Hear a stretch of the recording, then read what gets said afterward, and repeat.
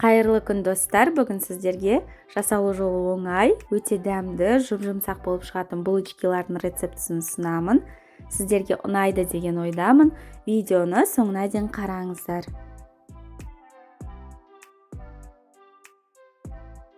Алдымен табаға жылы сүт, жылы су, қант, шым-шым тұз, жұмыртқа, ерітілген сары май, ашытқы салып, жақсылап араластырып, ұнды електен өткізе отыра қосып, жұмсақ қамыр болғанша илеп аламыз.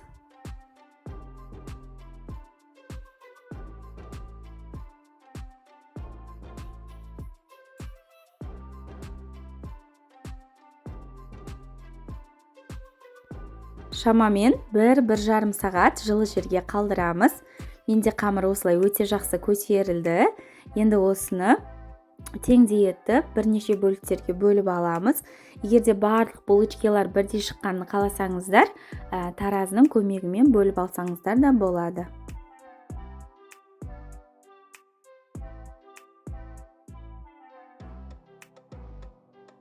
Осылай барлығын видеодағыдай дөңгелектеп, пищевой пленка жауып 10 минутқа қалдырамыз. Қамырымыз жабысып қалмау үшін астына аздап майлап, видеодағыдай сопақша етіп жайып аламыз.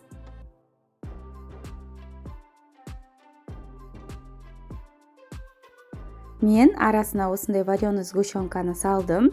Егерде басқа сгущенка салатын болсаңыздар, ағып кетуі мүмкін. Сондықтан осылай жан-жағын жақсылап бекіткендеріңіз дұрыс.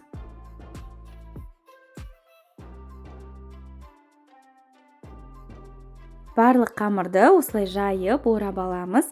Достар, егерде сіздерге видео ұнап жатса, каналға тіркеліп, лайк басып, қазақша контенттің дамуына өз үлестеріңізді қосып қойыңыздар.